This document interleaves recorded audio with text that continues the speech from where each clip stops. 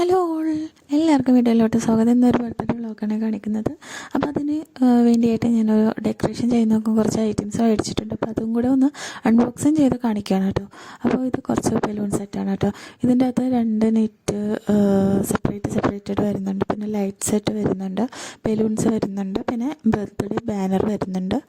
അപ്പോൾ ഇതെല്ലാം കൂടി ചേർന്നതാണ്. ഇതിൻ്റെ പ്രൈസും ഡീറ്റെയിൽ കാര്യങ്ങളൊക്കെ ഡിസ്ക്രിപ്ഷനിൽ ഞാൻ കൊടുക്കുന്നതായിരിക്കും. അപ്പോൾ ഇങ്ങനെയാണ് ഇതിൻ്റെ ഒരു സെറ്റ് വന്നിരിക്കുന്നത്. അപ്പോൾ ബർത്ത്ഡേ ഗേൾ ആരെന്ന് ചോദിച്ചാൽ എൻ്റെ അമ്മയാണ്.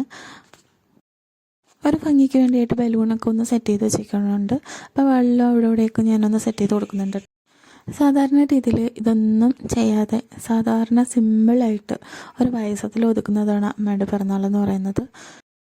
ചില സമയങ്ങളിൽ ഇങ്ങനെ ഒരു ദിവസം ഉണ്ടെന്ന് പോലും ഓർത്ത് വയ്ക്കാതെയാണ് സാധാ ദിവസം പോലെ പോകുന്നത്. അപ്പോൾ ഇന്ന് ഇച്ചിരി വെറൈറ്റി ആയിട്ട് ഞാൻ ബലൂൺസൊക്കെ ഒന്ന് സെറ്റ് ചെയ്ത് ഒറ്റയ്ക്ക് ചെയ്തെടുത്ത് അതിൽ സെറ്റ് ചെയ്ത് കൊടുത്തിട്ടുണ്ട്. ബാനറും വെച്ചിട്ടുണ്ട്. ചെയ്തുകൊണ്ടിരിക്കുന്ന സമയത്ത് പുറത്ത് നല്ല മഴ പെയ്യുവാണ്. അപ്പോൾ അതും കൂടെ ഒന്ന് കാണിച്ചതേ ഉള്ളൂ.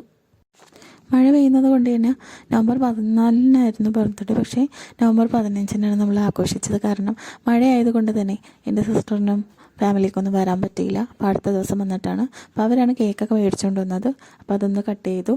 അപ്പോൾ ആ ദിവസം തന്നെ ഫുഡൊക്കെ ഉണ്ടാക്കാമെന്ന് വിചാരിച്ചു. അപ്പോൾ അവരും കൂടെ വന്ന ആ സന്തോഷത്തിൽ പിന്നെ ഞാൻ 2 ചോക്ലേറ്റ് മേടിച്ചിട്ടുണ്ടായിരുന്നു. എല്ലാവർക്കും കഴിക്കാനായിട്ടാണ് മേടിച്ചിരിക്കുന്നത്. പിന്നെ അവർ മേടിച്ചുകൊണ്ടുവന്ന ചോക്ലേറ്റ് ട്രഫിൾ കേക്കാണ്, നല്ല ടേസ്റ്റാണ്.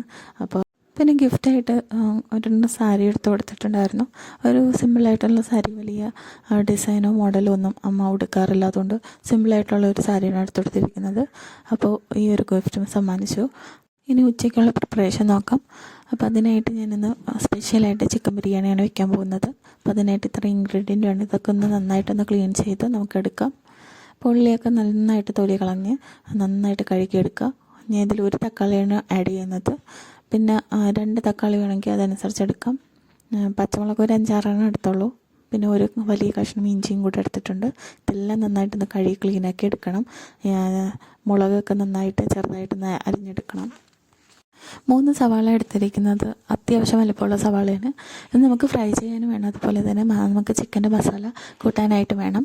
പിന്നെ കുറച്ച് ഞാൻ സലാഡിന് വേണ്ടി മാറ്റി വയ്ക്കുകയാണ്. അപ്പം അതിന് വേണ്ടിയിട്ടാണ് ഈ 3 സവാള എടുത്തിരിക്കുന്നത് കേട്ടോ. 3 മീഡിയം സൈസ് സവാളയാണ് എടുത്തിരിക്കുന്നത്. ഇനി അതെല്ലാം നീളത്തിനൊന്ന് അരിഞ്ഞെടുക്കാം. ബാക്കിയെല്ലാം നമുക്ക് ചെറിയ പീസായിട്ട് കട്ട് ചെയ്തെടുക്കാം. അപ്പോൾ ഞാൻ എല്ലാം സെറ്റ് ചെയ്ത് വെച്ചിട്ടുണ്ട്. ഇനി നമുക്ക് ഇഞ്ചിയും വെളുത്തുള്ളിയും പച്ചമുളകും കൂടെ ഒന്ന് ചതച്ചെടുക്കണം. ഒറ്റ കറക്കൽ മതി കേട്ടോ. നന്നായിട്ട് ക്ലീൻ ചെയ്ത് വെച്ചിരിക്കുന്ന ചിക്കനിലേക്ക് ആവശ്യത്തിന് മഞ്ഞൾപ്പൊടി, മുളക് പൊടി, ഗരം മസാലപ്പൊടി ചേർത്ത് കൊടുക്കുക. തൈരും നാരങ്ങ നീരും ചേർത്ത് കൊടുക്കുക. ആവശ്യത്തിന് ഉപ്പ് ചേർത്ത് കൊടുക്കുക. മല്ലിയില പുതിനയില ചേർത്ത് കൊടുക്കുക. അതുപോലെ തന്നെ ഇച്ചിരി വെളുത്തുള്ളി ചതച്ചതും കൂടി ചേർത്ത് കൊടുക്കുക. നന്നായിട്ട് കൈ വെച്ചൊന്ന് മിക്സ് ചെയ്തിട്ട് റെസ്റ്റ് ചെയ്യാൻ സൈഡിലേക്ക് മാറ്റി വയ്ക്കാം.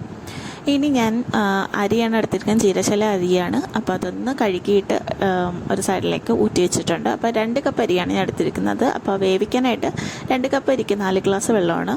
അപ്പോൾ അതൊരു ഇനി കുക്ക് ചെയ്യാൻ വേണ്ടിയിട്ട് ഒരു പാൻ അടുപ്പത്ത് വെച്ച് കൊടുക്കുക. അതിലേക്ക് നെയ്യും സൺഫ്ലവർ ഓയിലും കുറച്ച് ഒഴിച്ചു കൊടുക്കുക. അതൊന്ന് ചൂടായി വരുമ്പോൾ അതിലേക്ക് സവാള ഒന്ന് ഇട്ട് നന്നായിട്ടൊന്ന് ഫ്രൈ ചെയ്ത് മാറ്റി വയ്ക്കുക.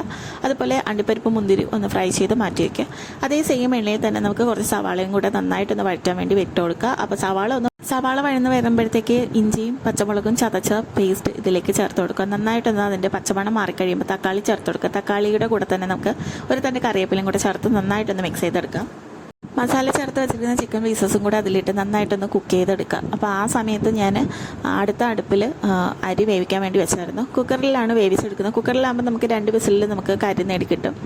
അപ്പോൾ അതിനായിട്ട് കുക്കറിൽ നമുക്ക് കുറച്ച് എണ്ണയും നെയ്യും കൂടെ ചേർത്തിട്ട് സ്പൈസസ് എല്ലാം ഇട്ട് കൊടുത്ത് ആവശ്യത്തിന് വെള്ളം കൂടെ ചേർത്ത് കൊടുക്കുക. വെള്ളത്തിൻ്റെ കണക്ക് ഞാൻ നേരത്തെ പറഞ്ഞിട്ടുണ്ടായിരുന്നു.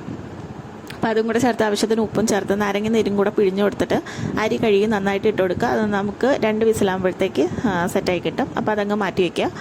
ആ സമയത്ത് നമ്മുടെ ചിക്കൻ പീസസ് നന്നായിട്ട് വെന്ത് വന്ന ഹാഫ് കുക്കായി വരുന്ന സമയത്ത് ഗരം മസാലപ്പൊടിയും ചിക്കൻ മസാലപ്പൊടിയും കൂടെ അതിലേക്ക് ചേർത്ത് നന്നായിട്ടൊന്ന് മിക്സ് ചെയ്തെടുക്കുക. എന്നിട്ട് നമ്മൾ കുക്ക് ചെയ്ത് വെച്ചിരിക്കുന്ന നമ്മുടെ റൈസ് ഇതിലേക്ക് ചേർത്ത് കൊടുക്കുക. നമ്മൾ ഫ്രൈ ചെയ്തിരിക്കുന്നതെല്ലാം ഇതിലേക്ക് മിക്സ് ചെയ്ത് കൊടുക്കുക. കുറച്ച് ഗരം മസാലപ്പൊടിയും കുറച്ച് നെയ്യും ചേർത്ത് കൊടുക്കുക. എന്നിട്ട് ഒരു 15 മിനിറ്റ് ഒന്ന് ദം ചെയ്തെടുക്കുക. അപ്പോൾ നല്ല ടേസ്റ്റി ആയിട്ടുള്ള ഒരു ചിക്കൻ ബിരിയാണി നമുക്ക് ഈ ഒരു ബർത്ത്ഡേ സ്പെഷ്യലായിട്ട് നമുക്ക് ചെയ്തെടുക്കാൻ പറ്റും. സിമ്പിളായിട്ടുള്ള ഒരു റെസിപ്പിയാണ് കേട്ടോ. അപ്പോൾ എല്ലാവരും ഒന്ന് ചെയ്ത് നോക്കണം. അപ്പോൾ ഇന്നത്തെ ഈ ഒരു ബർത്ത്ഡേ വ്ളോഗ് ഇഷ്ടപ്പെട്ടെന്ന്